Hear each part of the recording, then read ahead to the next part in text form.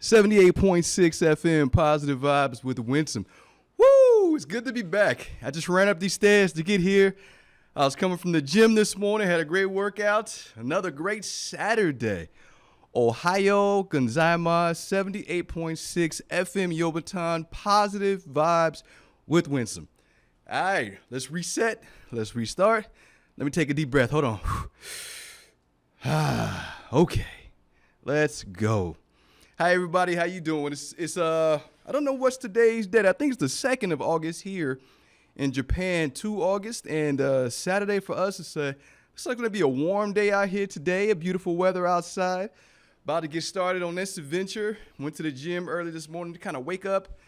Getting back on the track. My job is gonna require us to do 2-mile runs next year, right? So it used to be 1.5 miles once a year if you do well. But now our job is going to 2 miles twice a year. I think they're adding some extras in there. I'm not sure what's coming. But the key is to be fit to fight, lethal, ready to go, just in shape. So trying to keep that going. I'm trying to start early. I don't want to catch up and then be trying to catch up to the rest of my peers and teammates and the youngins. The youngins will run circles around you and they call you old man. There's a movie, I forget, I think it's called Battle Los Angeles, right? I watched this a few years back. And when I watched it for the first time, there's this leader. You can tell he's about to retire. The whole storyline. And I'll give you a quick, if you haven't seen it, Battle LA is really cool. I'm going to watch it today because it's been a while. But basically, it's a military leader. He's jogging, and then all these young Marines are running past him. And they're kind of teasing him as they run past because, he's old, got old joints, old bones, but he's still trying to be out there, right? And he sees all these young guys passing him up, but he's still out there. And then when the movie kicks in, this is the guy. He's the man. Didn't matter how fast he could run or how in shape he was. When it came down to leading, when it came down to being that presence, when it came down to being authentic, when it came down to just being the man in that movie, he was. The entire time, he was consistent, he was genuine. There were some really touching scenes that he had with some other Marines who had served or family members had served with him in the past and didn't make it. It was a really good storyline, right? And I think about that on my way out of that job. I'm looking at, getting to the finish line and all the younger cats coming in. And it seems like, wow, I remember when that was me. I remember when I was the guy that came out to the track and it was fun. I remember being able to go to a flag football game. And if you guys aren't tracking with flag football, I played football in school. I played minor league football. But the Air Force doesn't have football per se. It has flag football. So with flag football, I was going out and I was having a good time. I was having fun, right? And I remember being able to play a full 4-quarter game of flag football, or if it was 2 halves, whatever it was, it's a long 1-hour game. Going to the gym, coming back to the field to see who's playing, and if anybody needed players, I wanted to get back on the field. I still had more in the tank. I still had more energy. I still had more. Now, getting through half a game is a stretch, right? And forgive me, I'm still sweating because I was running up those stairs. It was right after the gym too. So it's intense to think about. I wouldn't say intense. It's interesting to think about as you age. Not only do your priorities change, but the reality changes. It shifts. You change. Reality changes. What you used to be able to do, sometimes you can't do. Whereas, just like I told you in the very first story with Battle LA, sometimes you don't have to do it the way you used to be great at what you do. Who are you? Who did you become? All of that experience that you had, all of that energy that you used, what did you do with it and what did you create? One of my favorite lines that we just heard again this week on a different post was, we're all stories in the end. Make it a good one. So let's talk about that, right? Because at the end of the day, at the end of this run, at the end of this journey, I'm looking at a lot of people in a lot of seats and a lot of positions in the world today who I know they're not thinking about their character. It's just real. And it's going to be short-lived. I'm going to tell you, there's some situations in the world today where there's a lot of people doing things And they're going to think about this in a few years and look back and be like, why did I do that? So it's important to me, like especially in positions that I am to lead or to build or to grow others, it's important to me to make sure that my character is intact, that my character is consistent, that who I am as a person, who I am as a friend, who I am in all those areas that you know about, and we talk about with self-awareness, about my awareness of who I am internally and externally, when I'm paying attention to those things and understanding what my character means and my legacy. And we talk about these things, and that means my time in Japan, my time in the service, my time on this station. What story did I tell? And so when you're thinking about these things as individuals out there listening, if you're listening in and you're driving and you're tuning in to 78.6 FM Yomatan, Positive Vibes with Winsome, if you're out there listening, understand that we are all stories in the end. Make it a good one. And that's what today's segment is going to be about. But before we get to that, I want to say my thank yous, because it's been a few weeks. Oh my gosh, it's been a few weeks. Had some incredible opportunities over the last couple of weeks. I want to say thank you to all of those folks, to everybody who has been helping, assisting, supporting, and building with me, to my day team. You guys know who you are. Team Kadena, or Kadena Development Team. We changed our name, KDT. To that team, you guys are amazing. I love you. I can't wait to see you tomorrow so we can get this game going for a new week. To Trainers Warehouse, number one, I want to say thank you for the online opportunity to teach, to speak, to educate, encourage, and inspire from Zoom, which is fun in itself, but it had been a long time and I was out of practice. So it was great to experience that and to have fun with it, with that community of trainers, facilitators, educators, and people trying to be better at what they do. And I love that. I love the opportunity to share the thumball journey and that I've had over the last couple of years with Trainers Warehouse. I loved being able to share the scenes and the videos of how the audience engages and how much energy is in the room, how to build the energy up. That meant a lot to me. So to Sue Landay, thank you so much for taking the time out to invite me, allow me, trust me with your community. To the community that logged in, thank you for the feedback. To the folks who've invited me since then to teach other things, thank you so much. I can't wait to come and bring some of that energy to your organizations and to your groups. This is what we do. And I'm really excited to continue doing so, not just in this region, again, sweating, running, not just in this region, but just in general. Such a blessing. That's Trainers Warehouse. Thank you.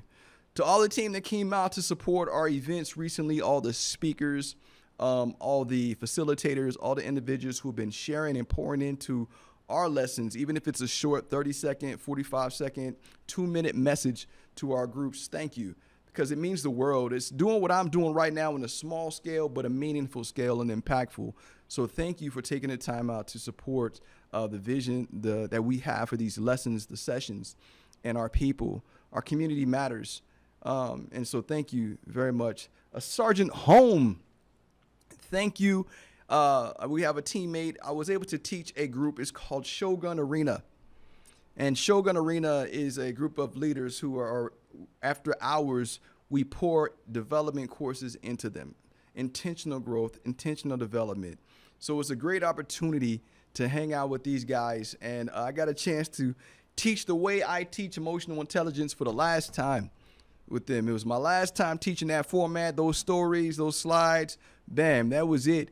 We're crossing over and kind of bridging our lesson into the new book, which is called The New Emotional Intelligence. So for Shogun Arena, that was probably one of the, and I teared up at the end because it was kind of like I knew I was letting go of something that I've been building for 3 years. And I'm sure there'll be opportunities to teach smaller versions of it or a version of that one, but it was kind of like letting go in that story that meant so much to me. And if you've been through the course, you know exactly what story I'm talking about at the end, that I share about why emotional intelligence is important, that I share about why I came back to the service to serve for a few more years, that I share to make sure the audience understands that for me, I know that nobody cares how much you know until they know how much you care. It's that story that ties it all together. And letting that go when my teammate that I lived that story with, that was a good one for me. That was an experience. And Sergeant Holman and I, we made eye contact at the end because he saw me getting a little choked up. He said he almost got choked up. It was that moment that I knew that was a powerful journey of emotional intelligence 2.0, which is what we were teaching up to this point. Like I said, I know I'll continue to get invitations for that one, but it won't be the same. It'll still be different, meaning it'll be more strictly towards the course that was created for emotional intelligence and less of the winsome story, right? This new one, the new emotional intelligence, as I'm building it now, I'm so excited to be a part of Lead X's story. So, of course, thank you to Talent Smart EQ for Emotional Intelligence 2.0, the 3-year journey, the certifications, the trust, the love on LinkedIn, Facebook, the communication, the chats. I can't wait to see what we do next as I move closer to Team EQ with you guys and really focus and hone in on building up teams with emotional intelligence skills. And then as I'm doing that, pivoting the EQ lesson itself over with Lead X, where Dr. Travis Bradbury is now, and with Lead X to try to build up that emotional intelligence core course and try to launch that this next quarter, which is a lot of energy, but I'm excited about it. I will say that I'm very excited about it. I walk into these things with a lot of energy, and the energy only goes away if it doesn't work, right? But I'll tell you, I've had some classes that I've launched, and I was like, ooh, that was a hit and a miss. But all it made me do was change up some things to make it a hit. Not everything's going to land immediately, especially when it comes to development courses and things of that nature. You got to test it. And so building this up to see where we can take it is very meaningful, very rewarding. Being able to reach out to Dr. Bradbury and tell him my vision and intent for this community out here in our region. And for him and the love he always shows, he'd be like, hey, go get him. That meant the world to me. So I am charged up. Thank you to Lead X. Thank you for Talent Smart. Thank you to Mark Tilsher. Mark, if you're catching this, I'm going to send you a message and record this. This is for you. I'm reaching out to you. I still need some mentoring. We really appreciate what you did for our class. Thank you for coming in. That's the military Sherpa, Mark Tilsher. We have about 23 facilitators out here that are teaching 5 leadership, 5 voices, discovering their leadership voice. So that's one of the coolest things that we have happening, or one of the cool things we have happening in this community, among other things.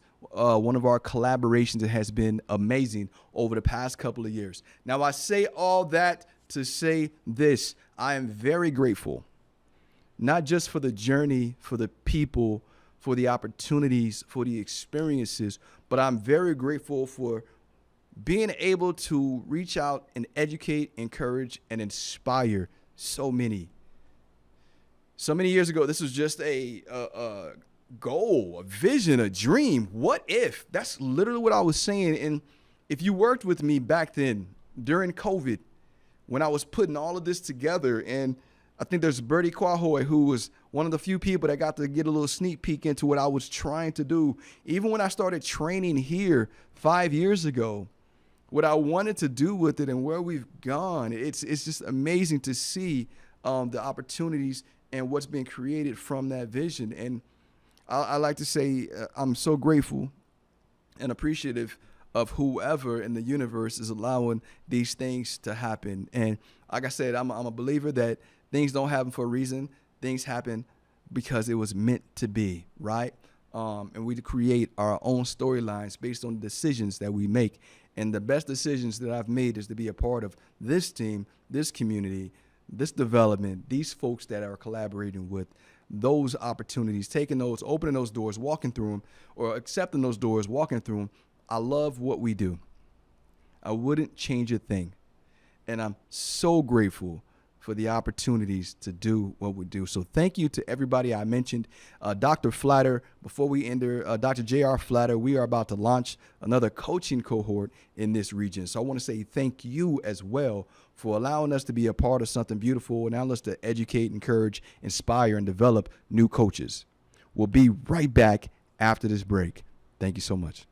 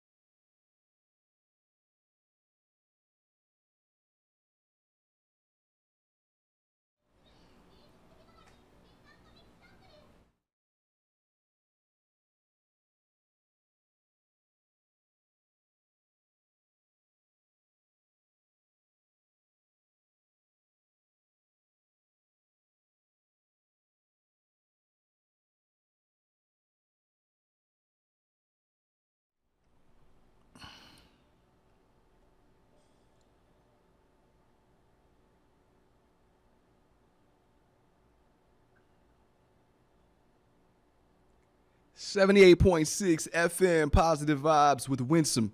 We are all stories in the end. Might as well make it a good one. I remember one of my favorite conversations over the last couple of years was with Dr. Gray Pimpleton. And he told me, he said, Winston, when you're going in and you're teaching, there are elements to it that you want to make sure you aspire to achieve. There's pieces that you don't want to hit. You want this to be like a movie, a work of art. You got to hit these marks. And I remember hearing that conversation and going into every lesson intentional. And sometimes I catch myself if I'm missing the piece, thinking and looking at the clock like, do I have time to bring it back? Because I know this is what Dr. Pimpleton told me. This is important to include. So having those mentors remind me of how every moment counts. Every second that you're up there in front of people, every conversation, every time someone trusts you with their time, it's important. It counts. So for me, as I'm stepping back and looking at this journey and every session that I've had, which has been this insurmountable opportunity to count, right? Insurmountable amount of blessings and opportunities. I don't think I can count if I wanted to right now based on how when we started in 2020 till now. But I will tell you that every opportunity has been a blessing. Every reason, like you look back to even the first story, I remember getting this assignment. And if you guys don't remember this story, I was in Kosovo, Europe, at a Camp Film City, which is we were locked into that camp. We weren't allowed to leave that camp because outside of those gates, we weren't secure. So you had a lot of time on that camp and in that vision or in that time to have visions, to dream, to think about what you wanted to do. And I remember when my time for an assignment came up, I've been at this place for a year coming up and I got to look at where I'm going next. And I remember seeing all of these amazing places, And in my mind, I'm like, all of these places that I'm looking at, everyone's going to pick. There was Ramstein Air Force Base, which was in Europe. There was Hawaii. There was Turkey, Incirlik. There was Korea. There was Misawa, Japan. There was Yokota, Japan. There were so many beautiful bases on this list. And then I'll tell you, for the list that we get, normally you get one or two of these, and then the other ones are kind of But this was one of the most beautiful lists I'd ever seen in my career, and it was my time to pick. And at the very bottom, there was a base called Thule, Greenland, where all stories in the end. I might as well make it a good one. And coming out of my situation, I knew I wanted something that wasn't like anything else I ever did before. I was human resources at the time, leaving as a NATO shirt, part-time, doing that gig as a NATO superintendent for the National Support Element, NSC. So I really wanted to do something next that mattered. And so I remember I saw Thule, Greenland on there. I was like, I don't know what Greenland is. So I Googled it. I was like, that's nothing. That's a little bit of nothing. That's, ugh. And I'm texting friends, right, on Messenger. I'm like, hey, you ever heard of Greenland? And everybody's like, don't do it. It's Thule. There's nothing there. It's this bear. It's just nothing but ice. Don't do it. Don't do it. Then I started asking, has anybody ever been there? Nobody. Not one person. Nobody can tell me really anything about it. They were just going off of what they've heard from somebody else from years ago, probably in the 80s. They didn't know. So for me, that fascinated me. I was like, wait a minute. Nobody can tell me anything about this place, but everybody's telling me not to go, but nobody can tell me why not to go. I'm curious. And so then I started looking it up myself, and they talk about the 3 months of darkness, and they talk about being in the icy environment. They talk about the homes are kind of like trailers, right? Just stacked on top of each other. That sounded intriguing to me. I don't know what it was about that unique environment that I was like, I want to do that. Give me some of that. So I went ahead and all these beautiful places, but I knew nobody was going to pick number 8 on that list because everybody's probably telling them the same thing I was hearing. So, of course, I got to do it. Boop. Now, understand, for these locations, they're normally about 1 year. The tour is about 1 year. But once your tour is over, this is how the rules used to be. You pick where you want to go. You get a follow-on listing opportunity. So you pick your follow-on assignment. The military doesn't give it to you. You pick it. So, okay, cool. Off we go. And I land in Greenland. And it's absolutely what everybody told me it was. There was nothing there. It is this small little camp.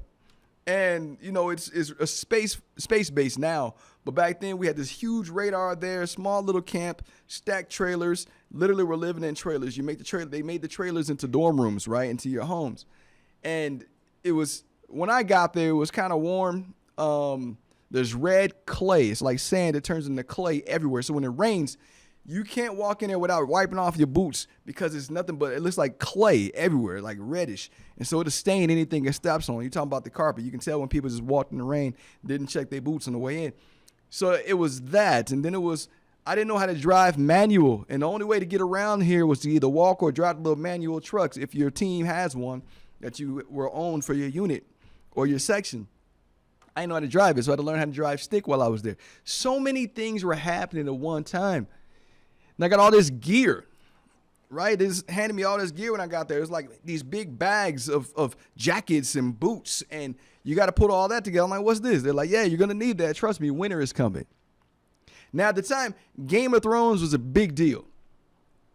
So, you know, there's always a little giggle when people would say, winter is coming. I didn't know. I didn't understand it. I've never watched Game of Thrones at that time. I only watched, you know, little commercials or whatever about it. So I'm like, what is this? What are you guys giggling and snickering about? What do you guys mean winter's coming? Well, let me tell you what they meant. Negative 36. Sometimes I think it was negative 76 with wind chill. It was so cold there that if you went out, your nose hairs would freeze up. That's how cold it was. Your nose hairs would freeze up when you go outside.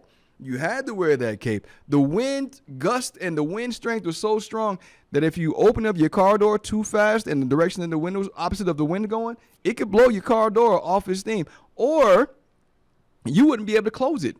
It was so crazy. Polar bears. I tell that story to people all the time when we're talking about experiences. Polar bears were out there. So I remember one night the alarms are going off on our phones and computers or whatever, and they tell us not to go outside, and we're like, what's going on? It's a polar bear alert.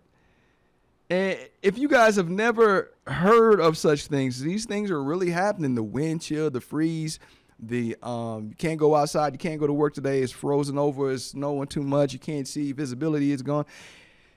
It was so intense, yet I would do it again in a heartbeat. I would go back to this place in a heartbeat because it was a whole story in a year. One of my favorite things to do was nothing out there, just to go and think and be at peace with my own self, and to be in a space or to crawl up the Air Force's only tugboat and stand at the top and look at the frozen water as far as the eyes can see. and wishing and picturing what I can do with my life next. Thinking about where I wanted to be in my life, what I wanted to achieve before I retired, who I wanted to be, what I wanted people to see of me, what I wanted to see of myself, who I wanted to grow into, understanding and reflecting of what I've done right and wrong in my life, thinking about the things that I wanted to change, fighting for that change, studying on ways to engage with that change. You see, I wasn't just there to explore and have fun in the snow and to fight polar bears as a joke, but I was there to learn about me. When I pushed that button, I realized that everybody who I was asking were thinking about bases that are big cities and parties and hanging out and big community functions and all that stuff. That's not what I was looking for. When I made the decision to push the button and pick number 8, it was because it was what I needed in my life at that moment. And what I needed in my life at that moment was to take a break from life in itself and the version of me that wasn't leading me in a direction that I wanted to go. I needed to pause. I needed to reflect. I needed to think about it. I needed to look at it. I needed to see who I was. I needed to see what led me to Kosovo in the first place. And then from Kosovo, getting to Greenland, what am I going to do next? I had a year. I call it my timeout year. It didn't matter the environment or the circumstances. I call that my timeout year because I had a year to figure out who I was. I had a year to figure out what I wanted next. I had a year to recover from life. And not everybody gets that. So many people in the job that we do now, they take those journeys just to go party or to go and get on, what is that page, Instagram or TikTok to show off. But not people go on these journeys of discovery, these journeys of change, these journeys of intentional growth. Ordering in books from Amazon that I never heard of before or never read. Building community events like movie watches. I remember one of my favorite ones was when Project Blue Book came out, and I had everybody from the organization or the community come in and check it out on Amazon with me. And we watched it at the community center, and we just chilled. It was just those little things that we did and the little things I was doing. Some of them reminded me of the old me, but a lot of it was who I want to be with the new me. And I don't think a lot of people give themselves grace enough or give themselves enough grace to realize that you are not bound to be the same person tomorrow that you were today. Today, I'm not bound to be the same person I was yesterday. It's who I choose to show up that matters. And in those times, I realized that I chose to show up differently. I chose to change my DNA. I chose to change my identity. I realized that that was a real thing, that I don't have to be who everybody thought of me. I don't have to be who everybody wanted me to be. I don't have to be my trauma, my pain, my history, my story. Up to that point, I can grab that pen. I don't have one with me to show you, but I can grab that pen and write my own book right now. When you have a journey like that and you're able to take your power back, it changes everything. It changes everything. That dynamic shift is insane, and it's a beautiful thing to watch because you know that everything is going to be different when you wake up tomorrow because you put in the work, because you were intentional, because you cared enough about yourself to make the change. I'll be right back after this break.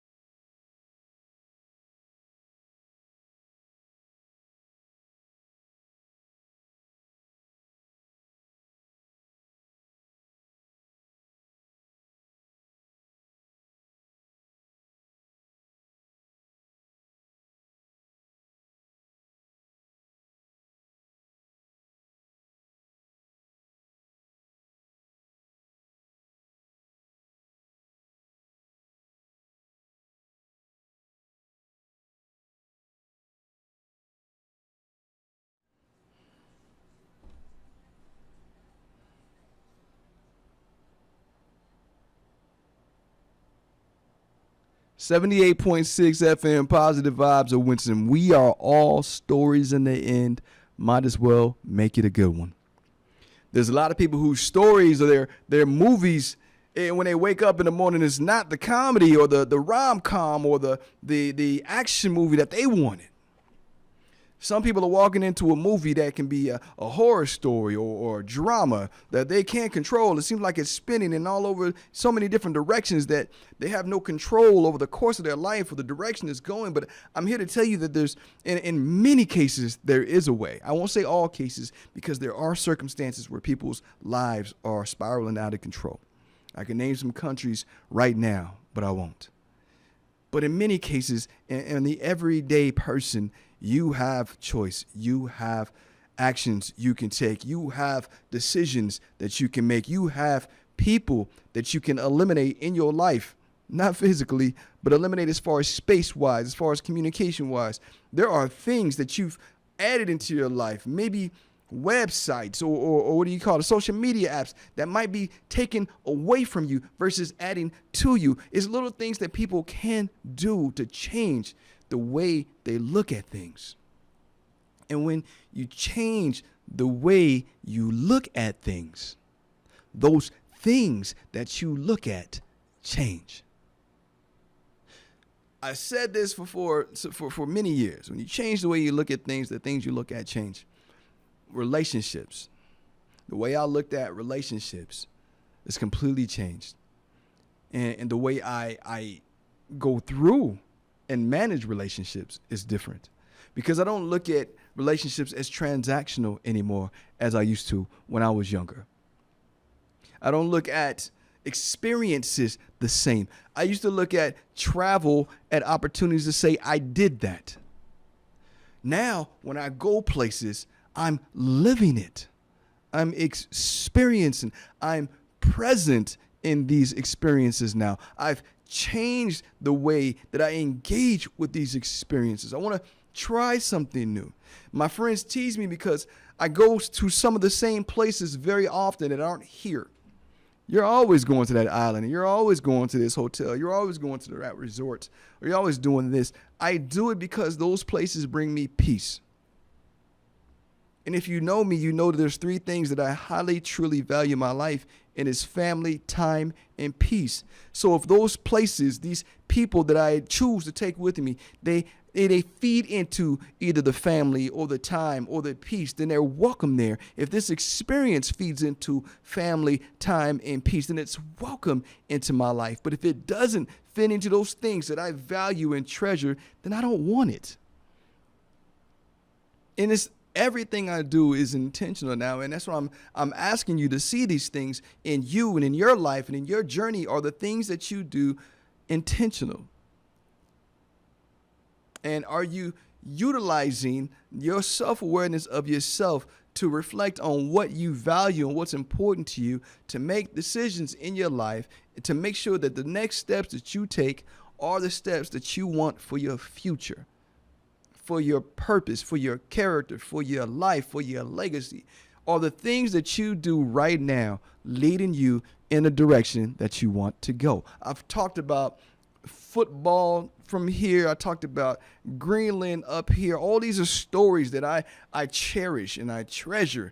And they've all given me experiences that have made me who I am as a leader, as a friend, in relationships and conversations and in coaching sessions. Like, I'm able to pull from those stories, but I'm also also able to pull from my experiences and my choices. There are a lot of people that don't make what we call rational decisions these days. I have some people that are very emotional. They don't make logical or rational decisions. They make emotional decisions. And I tell them there's the emotional brain and there's the logical brain. The two-piece, the rational side of you, right? The thinking brain. And sometimes you got to take a step back and look at what you're using more. And I had a coaching session, which was so cool, not too long ago. And somebody was admitting that, and I have permission to speak on it. I won't say their name, but he said, I'm emotionally driven. I'm emotionally charged. I do things out of emotion. And I know that about myself, and I want to work on it. And it's beautiful because at least that person is self-aware enough to know that they have some work to do on themselves and how they approach conversations, people, circumstances, and events. But I would tell you there are a lot of people who haven't got there yet, too. And so that's where, hence, people like me and folks who I teach with, train with, and train for, that's what we're engaging. That's what we're out there seeking in the community to bring people back, to take a step back, breathe. Why are you thinking this way? Why are you feeling this way? And why are you reacting this way? What is it? What's making you react that way? What's making you speak that way? What's making you think that way? When you get to the point of being able to teach people how to take their thoughts back and their mind back and take that power back in their life, just like I was telling you with the decision making I had to take a step back and realize that maybe the sources that I'm asking are not the greatest sources to be asking what I should do next. Maybe I should find better sources of advice and guidance and maybe make better decisions based on better people. So that's when you start choosing to surround yourself with people that actually make a significant difference in your life, that actually can help you grow, that actually are good for your mental health, good for your spirit, good for your mind, good for your growth. Those people are everything. And when you find those, you cherish them. You tell them how much you appreciate them. You reach out to them as much as possible. You appreciate who they are and what they bring to you. And if you can't do that, if you haven't been doing that, then that's something that I encourage you to start doing. Because there's a lot of people out there in the world that they don't experience that type of growth, or they don't have that type of relationship. So they're not able to get that kind of growth because they're staying in the same place that they've always been in. I was talking about my hometown not too long ago. And I'll tell you, we joke about it. There was a scene from Always Sunny in Philadelphia that I sent to my ex, and I was joking about my hometown because she gets it, right? And my hometown is like a pit stop between California and Vegas. That's where I went to high school. That's where I graduated from. That's where I went to middle school, elementary school, coming from San Diego, California, to this location, on Tees, Barstow, California. But I'll tell you, when I left Barstow, the world was so much bigger. The world was so large. I remember, and I'll admit it, I used to sneak out when I was a kid. And a lot of guys and a lot of girls sneak out for the wrong reason. But do you know why I snuck out sometimes? I just got bored being stuck in the bedroom or being stuck in a house. And I knew it was past my curfew and bedtime, but I didn't care. I wanted to get out. And sometimes I would just run up and down the street and just look at the stars and just picture what was out here. And if you've ever seen me or if you knew me in high school or elementary school, you know I was a dreamer. I'd make up stories all the time. I was a dreamer. And I remember just going outside sometimes and just taking it all in, just feeling the night sky and the breeze, where if it was breezy outside. And I would just look at the stars. And back then, it was one of those areas where the stars were clear and beautiful, crisp. And you can see just the glow of them at night. Now, this is before I got to the age of being able to take my mom's car while she was asleep. But I'm saying this is when I'm walking up and down the street, looking up at the skies and just dreaming about what tomorrow could look like. Dreaming about what I was capable of. I saw a meme. It was like a story of a guy that was able to see himself as a kid and crying and apologizing for destroying that child's dreams. But I can honestly say that if I was to go back and tell 16-year-old me about what my life would be like right now, based on the story that I chose to write, I think he'd be proud of me. I honestly do. I think if I walked in there and I told that young man, I said, hey, I know you think you're going to be a doctor, but you're not going to like the sight of that much blood and gore and internal bodies. And when they slice it open, you're not going to want to do that. It looks cool on TV, but it's not cool in real life. You're not going to like the smells. You're not going to like the desensitization that you're going to have to go through to do what you do. You're not going to like it. He'd probably argue with me, yes, I do. because he probably watched too much TV, Doogie Howser, whatever it was back then. But I can tell you, I tell him, I said, but you know what you're going to be good at? You're going to be good at whatever you choose to put your mind and heart to. You're going to put your feet down and step up in the mornings and realize that you can be whoever you want to be every single day. You're going to have a presence about you. You're going to have a gift that you can use. Let me tell you, you know how you like to talk and dance right now? Well, let me tell you something. How about you do something intentional with it? How about you lead? How about you go out there, wear this nice, cool uniform? You're going to be able to run still. I know you like running track right now, but you're going to be able to run, but now you got a purpose for it. You're going to fight for something important and special. You're going to see the world. You know how you go outside right now, Winsome, and you go look at the stars? My family called me Andy. So I said, but you know how you go outside right now, Andy, and you look up and you see the stars and you wish you can just fly? You're going to fly a lot. You're going to be out in between all of those stars and different countries and different scenes and see different types of people, hear hundreds of different languages. You're going to be in the midst of everything that you've never thought of as being possible for yourself. But you got to start now. You got to believe in yourself. You got to shut the noise out and stop doubting yourself. That's what I would tell that 16-year-old me. Oh, that hairline is gone too, by the way. That's why I tell them, hey, that all the prepping and the brushing that you do to keep the waves, just go ahead and give it up. But I would tell them, I love you for who you are, and I am in love with who you're going to become. And I can't wait for you to see it. And it's just saying that out loud, kind of feeling like putting myself in that situation. It makes my heart beat differently. I remember the first time I got in the airplane, because when I got through basic training, it was a Greyhound bus. That's how old school I am. From California, that bus took me all the way to Texas. That was a long bus ride, if you didn't know, to San Antonio. When I got off that bus, it was game time.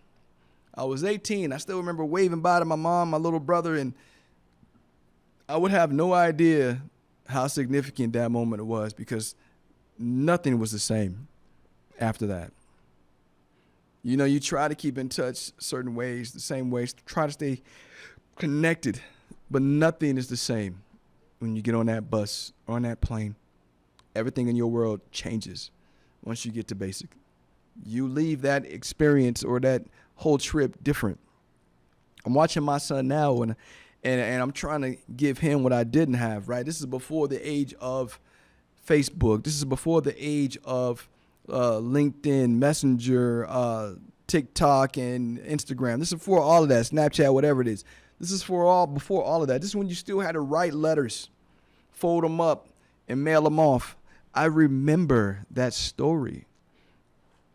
I remember going through basic and still bringing in my high school energy, you know, becoming an element leader and being a leader among my peers, and going through the tech school, which was the follow-up, and still being a leader, having a yellow rope, and loving the energy and the presence that I was able to bring based on my experience of who I used to be, bringing the best of that into this environment.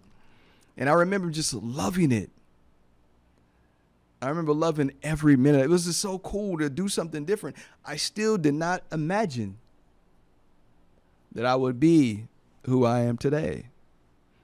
At that point, I had no idea what I would become. There's a lot of people saying they want to be a chief. There's a lot of people saying they want to be an officer. There's a lot of people that are saying they're going to do 4 and done. There's a lot of people that didn't make it out of basic training. There's a lot of people who struggled in tech school, kept getting recycled back, so they had to start over. We're all stories in the end. Might as well make it a good one. Be right back.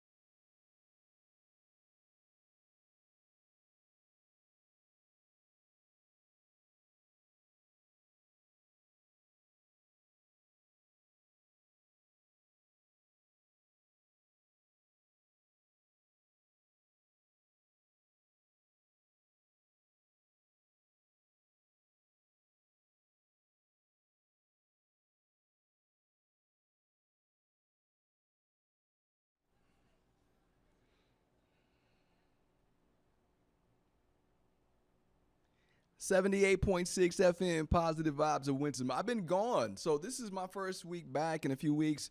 I had a great opportunity to travel. Went on a cruise with my kids. We went out of Galveston, Texas, and we went to Cozumel and Progreso. It was really cool. Got a chance to be out there in that kind of heat. It's a little different from here. Right here is real humid. Out there, it cooks you. It's humid also in Galveston, Texas. I ain't gonna lie. That Texas humidity is something different. Texas have been getting some really bad rainstorms, so it's a lot of rain, a lot of flooding going on out in Texas. I just saw something on video today. I heard New York has been getting some flooding, so it's a lot of crazy things going on in the world right now. But that was a very enlightening journey for me because I realized that I don't have to get off the boat as much as I used to when I was younger. When I was younger, I always wanted to go explore and get on the excursions, but this one I was like, I can just stay on the boat if I really wanted to and just chill. Right. Took some cool books with me. Didn't read as much. I really wanted to be present with the kiddos during that experience, trying to understand what they're going through, what their aspirations are, what they're getting ready for their school year, who they are now, because of what I do and how far we are. You know, those moments are precious to me, very, very special to me. So it was a great cruise, great experience. Saw some really cool stuff. Took some cool pictures. Had a great time. I can honestly say that I will never cruise out of Galveston, Texas again. People got sick. There's a lot of coughing, sneezing going on. The whole process, logistics is different than the other ports I've been on in the past. Just the journey itself, the flights, getting in. And Houston International Airport, I don't speak bad on anyone on this show. This is Positive Vibes Radio Show. But I will tell you that was some of the worst experiences I've ever had. From Houston International, United Airlines out of Houston, the port at Galveston process. I was like, come on, man. Yeah, Houston, do better. Houston, you can do better. HOU, there's two different airports out of Houston. There's IAH, which is Houston International, and there's HOU, which is Houston. I forget what it's called, but it's a different airport. I've never had any issues with HOU, but I'll tell you both times that I've been at an IAH has been one of the worst experiences, now two of the worst experiences I've ever had. And I'll tell you, it started from walking in to United Airlines at IAH. It was bad.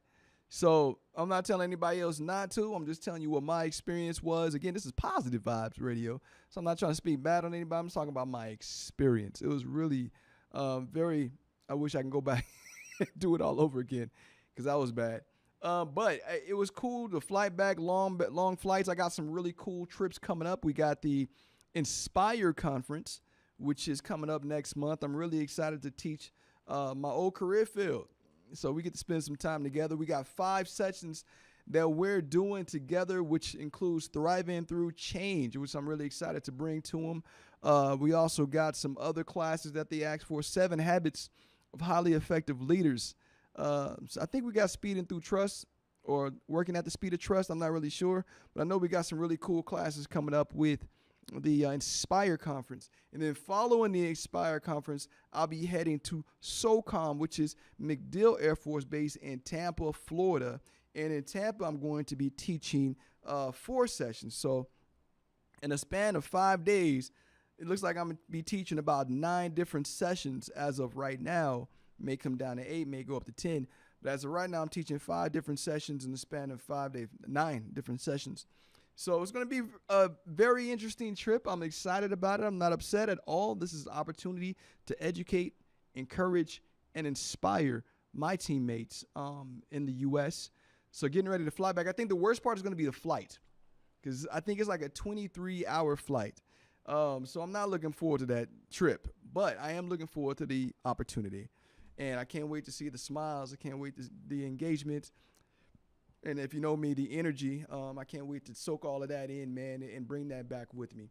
Coming back just now, I just got my sleep recalibrated. I'm going to tell you guys, traveling to the U.S. and coming back, getting your sleep recalibrated is the hardest part. So, you know, you're used to being on a certain sleep schedule, workout schedule, eating schedule.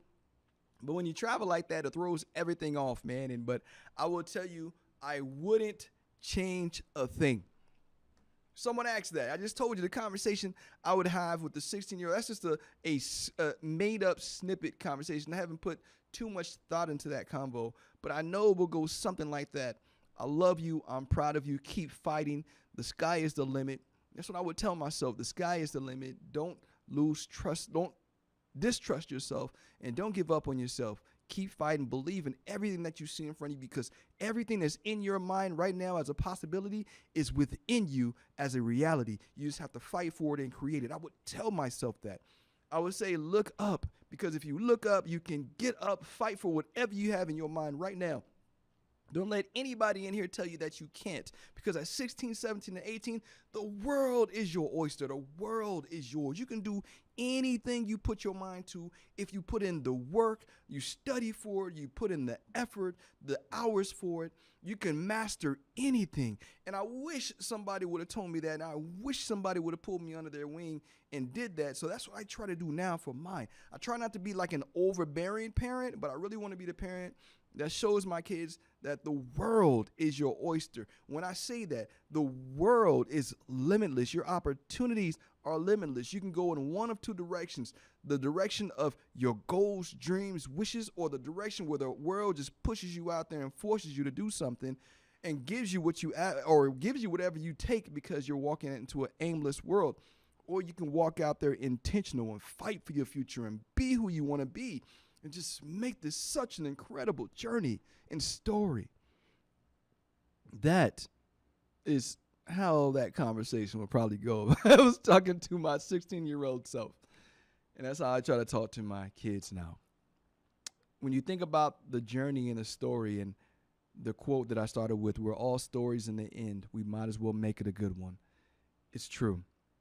I think about the times and the stories I've read about Bronnie Ware, and she's sitting and with all of these people that she's journaling what they regret in their lives. And to understand that there's people all over the world that are living and dying with so many regrets, it kind of turns your life into it gives you a different perspective on life.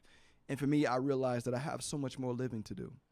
To me, I realized that there's so many more choices I have to make. To me, I realized that there's still people watching me, looking up to me, and seeing what decisions I make. To me, I realize right now that if I make bad decisions, those decisions can affect those people that I love. Those people can affect those people that are following me, that look up to me.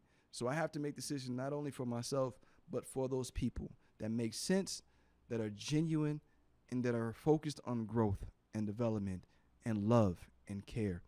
So everything we do to educate, to encourage, and to inspire is from the heart. I don't get paid for this stuff. I don't go out there to these trips and say, pay me $10,000 to $18,000. I just heard about how much one of my friends makes. Like, what? To go and do what I just do for fun and do out of love and do from my heart. And I will tell you, it's a unique understanding to have when you can actually look at it and say, hey, you know what? I'm able, I am, I can, and I will. 78.6 FM, positive vibes with Winsome. Today, I just went a little bit all over the place, man. I didn't have nothing scripted as always. I just walked in off the cuff, and I wanted to really just share. Your story is yours. Your story is the one thing that you own. Can nobody take away. It's yours. It's your story. You have the power to turn that page and write whatever you want in your book right now. Not every decision you made before today was a great one. We're all human. However, you still control the decisions you make, and that is a power in itself. You write down what decisions you make and the stories and the path that you choose. You go down that path, and you own it. This is your story. You are loved, and there's absolutely nothing you can do about it. 78.6 FM, positive vibes of Winsome. I'll see you next week.